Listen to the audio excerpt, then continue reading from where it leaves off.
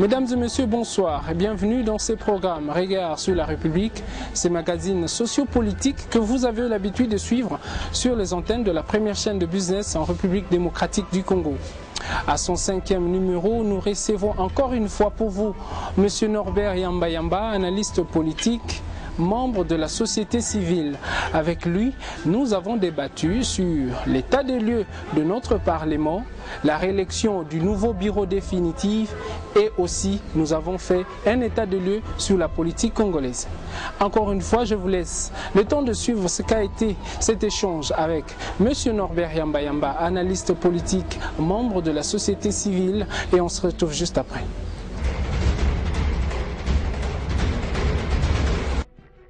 Norbert Yamba, bonjour. Bonjour. 5 ans après la législative qui vient de prendre fin, quel bilan faites-vous de l'Assemblée nationale? Merci bien pour l'opportunité que vous m'offrez en me posant cette question pertinente, étant donné que la gestion de la République passe par la représentation ou par la participation directe. Quand cela ne tienne, si j'ai bien compris votre question, c'est celle de savoir quelle a été la performance réalisée par le bureau, l'ancien bureau. À cette question, il faudrait, pour faire l'évaluation, il faudrait tenir compte des objectifs de l'Assemblée nationale. Le premier objectif de l'Assemblée nationale, c'est de voter une loi. Le deuxième, c'est de faire le contrôle de l'exécutif. J'aurais souhaité que lorsqu'il faut s'agir de faire l'analyse évaluative, que nous allions pratiquement de ces objectifs. Premièrement, voter les lois. Il faut dire que pour l'Assemblée nationale 2006-2011, on a connu deux temps forts. Le premier temps fort, c'était la gestion de Vidal Kamere. Le deuxième temps fort, c'est la gestion d'Évariste Bocha. Je n'ai pas vu de différence significative entre les deux. Il est très vrai qu'à ce qui concerne les lois, il y a eu sincèrement un certain nombre de lois votées. Un peu plus avec Évariste Bocha, et cela se comprend parce que Kamere n'a fait que 2 ans. Mais bon, maintenant, là, il faut savoir se poser la question, est-ce que les lois de base ont été votées? Et quel est le degré d'influence des lois votées par rapport à la dynamique de la société? Je note simplement que c'est vrai qu'il y a eu une série de lois, mais je note également que bon, les lois qui étaient entendues, qui auraient pu avoir une influence grandissante dans la vie des citoyens, ces lois sont venues trop tard. Tout le monde reproche aujourd'hui que la CNI a été mise en place, n'est-ce pas, je crois, très tard. On lui a donné juste une année pour préparer les élections. Et la loi sur la CNI est venue tard. C'était, si je m'abuse, en 2010. Au moment où la législation s'est terminée déjà.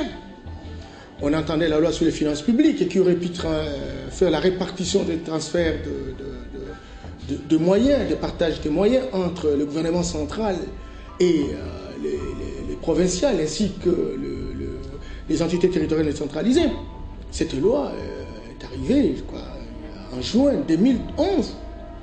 Vous voyez ce que cela représente à la fin de la législature. Les lois, par exemple, sur la nomenclature des taxes, qui auraient pu aider à la restructuration géographique de la République.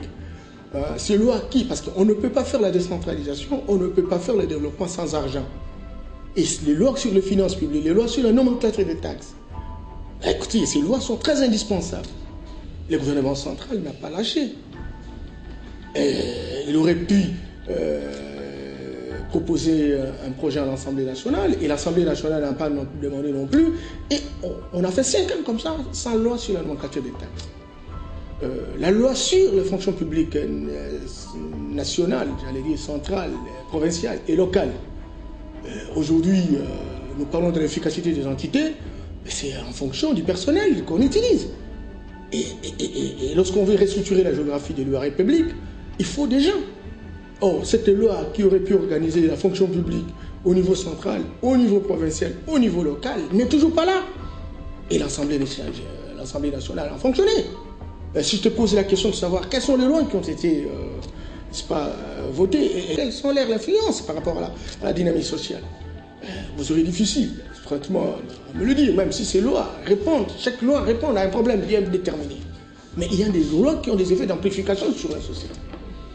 Bon, aujourd'hui, c'est vrai que la loi, le code sur les marchés publics est venu en retard. Bon, quand cela ne tienne, l'Assemblée nationale a voté des lois, mais les lois basiques.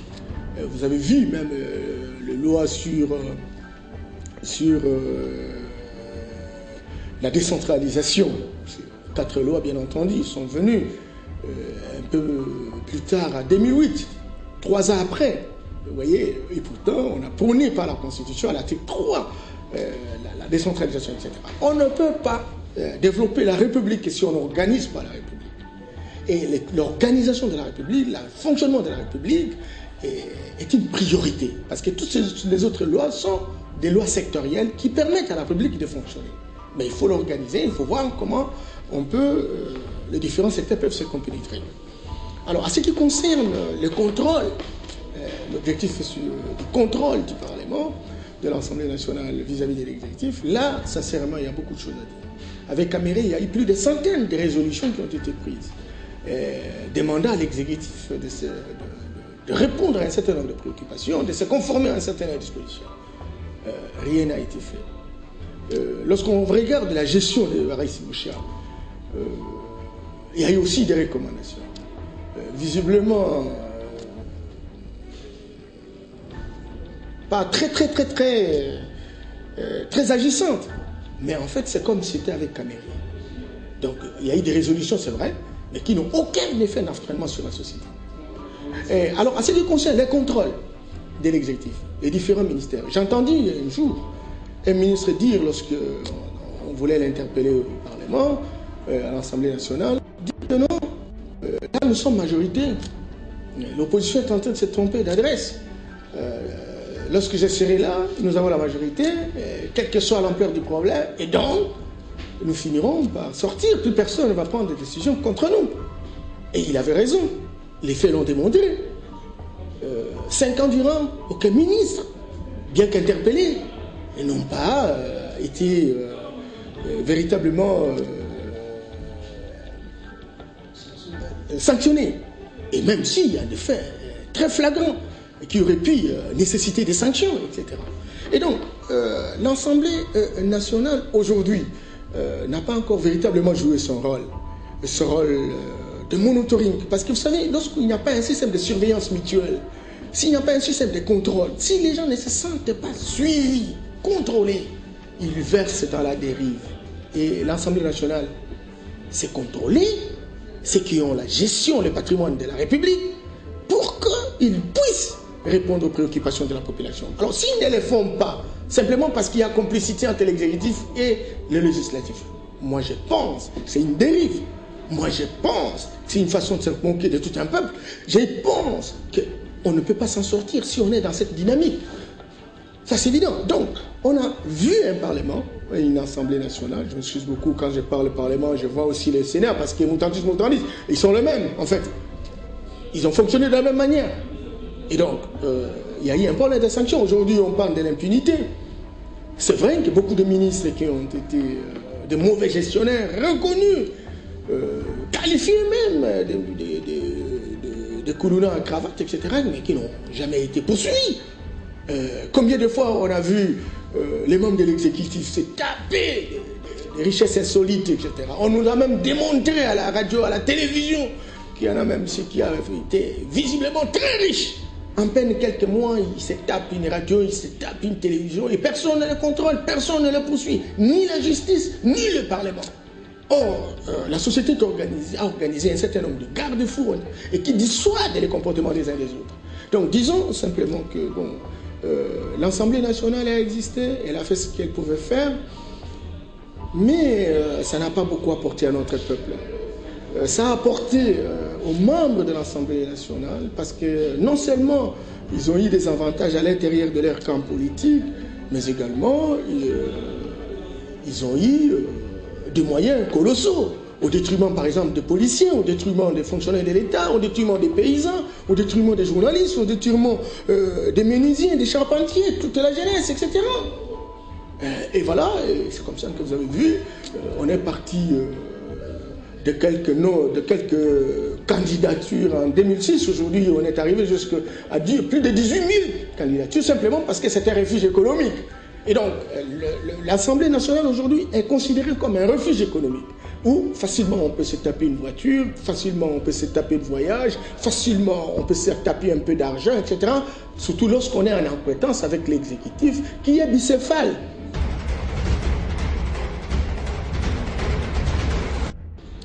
Est-ce qu'on peut affirmer aujourd'hui qu'il y a 5 ans, la population a fait un mauvais choix et on a assisté à l'époque à une nomination des députés en lieu et place d'avoir des députés votés? Bon, écoutez, le problème c'est que en 2006, c'est vrai qu'il y a eu de fraudes, etc., mais elles n'étaient pas aussi massives que les fraudes de 2011. C'était, j'allais dire, il y a des députés qui y ont fait des efforts pour l'être par des voies détournées. Mais je crois que la majorité, en tout cas, je connais beaucoup de députés, ont été élus à bonne et due forme, etc. Mais le problème n'est pas là. On peut être nommé, on peut être élu. Mais la performance d'un député ou la performance d'une Assemblée nationale se fait voir autour des résultats que l'on a produits. Et les résultats, entendez, la performance liée au service que le gouvernement et l'exécutif rend à la population. Est-ce que l'Assemblée nationale, avec ses députés, ont su faire le contrôle pour permettre à la population de bénéficier de services de qualité? Ça, c'est la question. Que ce soit nommé, que ce soit élu. Même si nommé, c'est une entorse que nous dénonçons tous et nous ne sommes pas d'accord à avoir des députés magouillères. Mais au moins, que ce soit nommé, que ce soit élu, ils n'ont pas donné le meilleur d'eux-mêmes. Ils ont plus travaillé pour leurs intérêts personnels. Ils ont plus travaillé pour leur obédience politique. Ils n'ont vraiment pas aidé notre peuple. Et ils ont donné une très mauvaise image pour que les gens se battent à longueur de journée pour être députés. Il y en a ceux qui ont même pris des fétiches. Il y en a ceux qui sont devenus même des occultistes. Tout simplement parce qu'il faut se faire appeler honorable. Il me semble que 2 jours après, on aura une voiture. 2 jours après, on aura une maison. Surtout lorsqu'on sait danser et chanter. Et ça, c'est un problème réel pour notre pays. Et ça constitue naturellement un défi pour notre génération. Ça constitue un défi pour l'élite politique de notre pays. Sinon, on n'en finira jamais.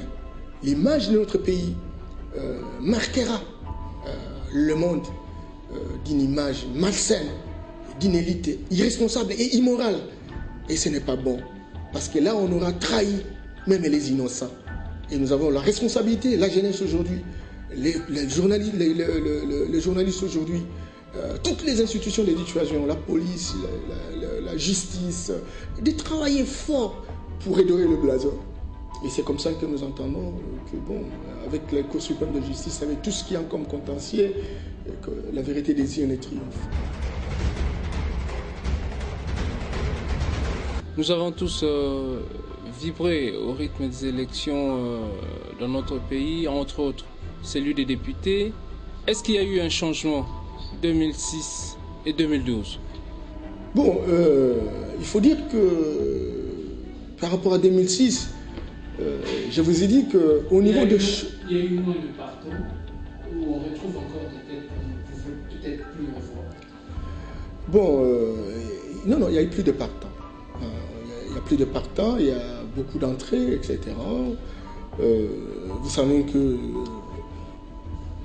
beaucoup sont entrés, ils se sont battus mordicus pour y entrer, etc. Entre-temps, il y a une sorte d'évolution dans la manière de voir de notre peuple. Notre peuple était à l'état d'animalité zéro. Il a évolué.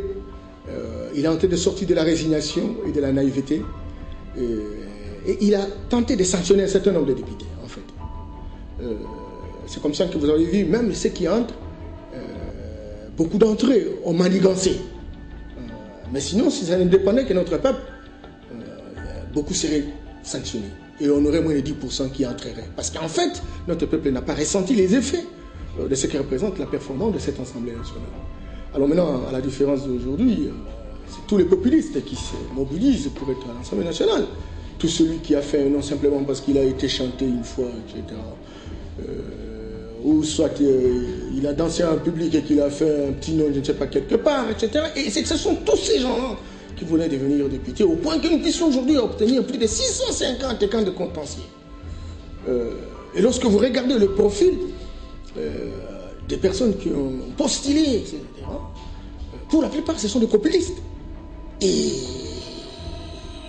on ne sait pas faire la différence entre la gestion de l'État et la musique ou d'autres activités, des petites activités, etc. La gestion, écoutez, ça nécessite la technicité. Et la technicité ne se négocie pas. C'est pas parce qu'on a été un bon chanteur, on a été un bon danseur, on a été un bon producteur ou je ne sais pas quoi, qu'on peut prétendre assumer de responsabilités. Il s'agit de qui? Il s'agit de réfléchir sur des questions, des thématiques qui font la gestion de la République. Quel est l'état d'environnement aujourd'hui? Quel est l'apport de la forêt dans notre pays? Comment on peut faire des marchés publics? Quelles sont les théories de base pour le faire? Tous ces secteurs de la vie nationale qui sont très pertinents dans l'analyse pour que ça donne des résultats au travers de notre peuple, écoutez, n'ont pas été pris en compte en termes, lorsqu'on regarde les profils des personnes qui ont postulé. Mais quand cela ne tienne, il y en a quand même ceux qui sont là, etc.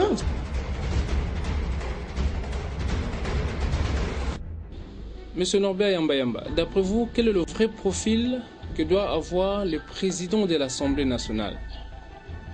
Vous savez, personnellement, sincèrement, ça sera de mauvaise foi de vous dire des éléments sur Aubin Minakou. Je ne le connais pas. Je ne connais pas sa façon de travailler. Je ne l'ai jamais approché pour savoir quel est son degré de capacité. J'entends seulement les gens dire qu'il a été dans les différents cabinets. J'ai vu dernièrement qu'il a été responsabilisé pour être secrétaire général de la mouvance présidentielle, etc.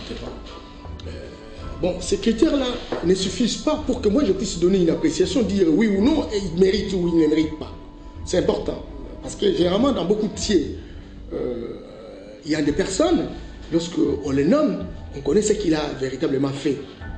Ici, chez nous, généralement, on va vous dire que non, il a travaillé comme conseiller à ceci. Il a travaillé comme directeur de cabinet à ceci. C'est vrai qu'il a le background. Mais il a travaillé. Alors maintenant, il faut savoir, il a donné quel résultat? Ça, c'est une autre question. Et donc, ici, il n'y a pas une culture de résultats. On peut se faire nommer plusieurs fois. Nous avons vu des charlatans se faire nommer des ministres dans ce pays. Mais écoutez, le fait d'être nommé ne signifie pas que vous avez véritablement le background ou le profil nécessaire pour le faire. Pour avoir véritablement la présomption de savoir par rapport à ce que vous devez faire, vous devez prester comme service. Bon, quand cela ne tienne, il semble que c'est un juriste, il semble qu'il a été dans plusieurs cabinets, etc. Mais je crois que le problème n'est pas là, parce que dernièrement, nous avons eu un président de l'Assemblée nationale qui est un professeur d'université, il semble que c'est un professeur de droit constitutionnel. Il connaît ce que c'est la Constitution. Je vous ai fait l'analyse sur le plan des droits, sur le plan juridique, de ce qu'a été la performance de l'Assemblée nationale qui vient de se passer. Mais c'est un docteur de droit, docteur en droit. Mais les lois basiques, elles ne sont pas très disponibles. C'est ça. Donc, ce n'est pas seulement le fait d'avoir été par-ci, par-là, etc. Mais c'est aussi l'éthique, l'engagement, la conviction, la responsabilité et la vocation que l'on a pour faire changer le Congo. Et par rapport à ces éléments, moi je ne connais pas Aubin Minakou.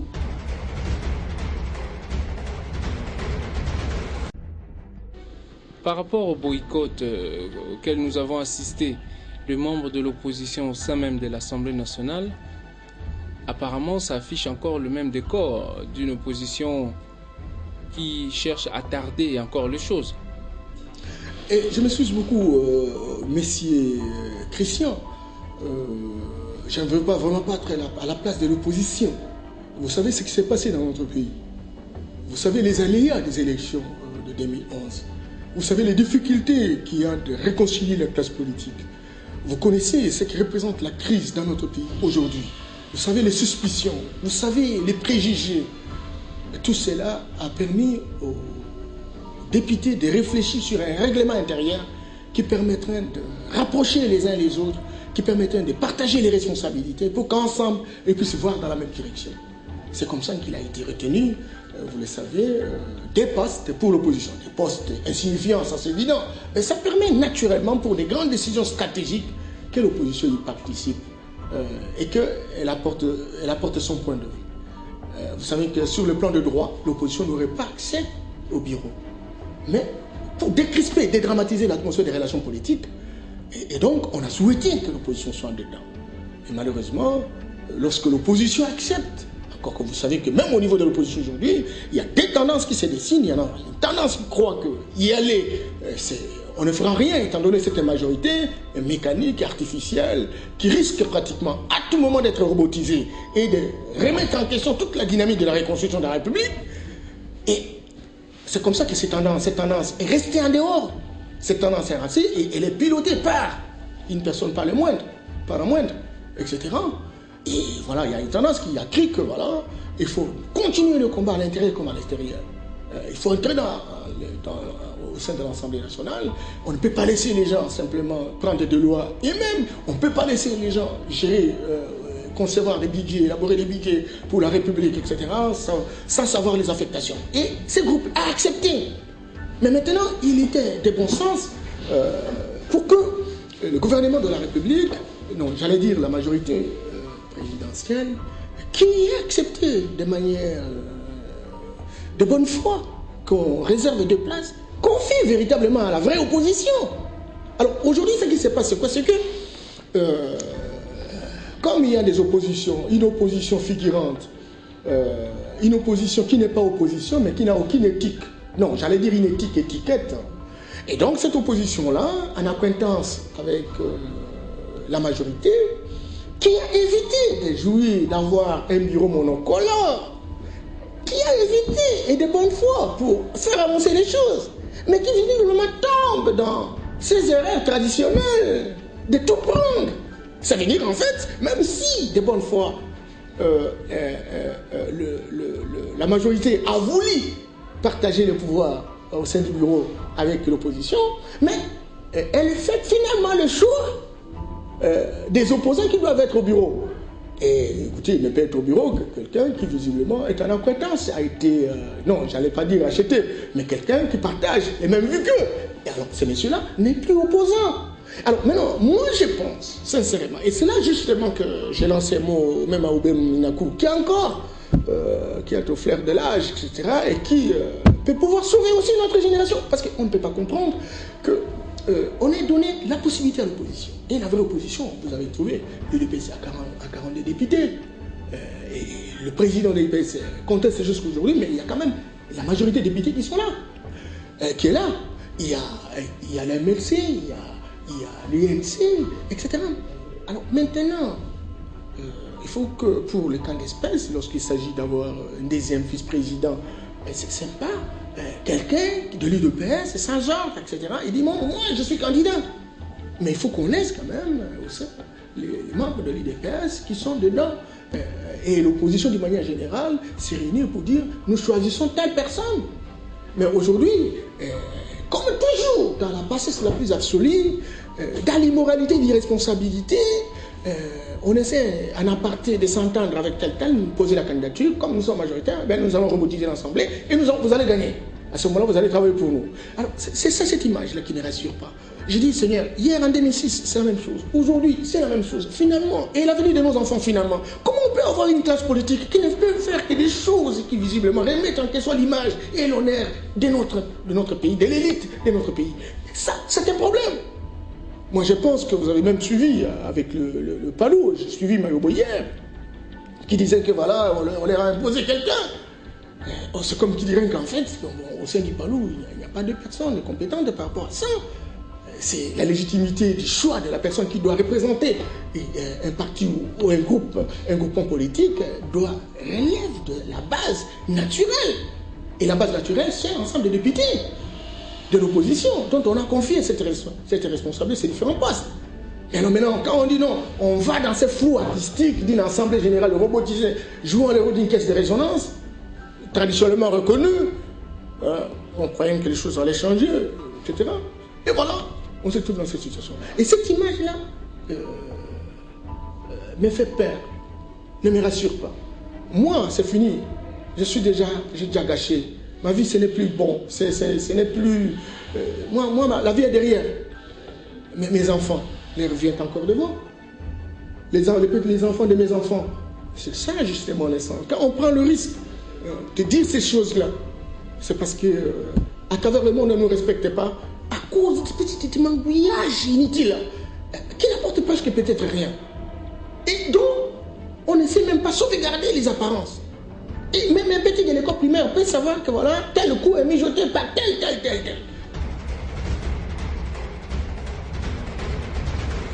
Est-ce que le président de l'Union pour la démocratie et le progrès social a raison de dire non aux membres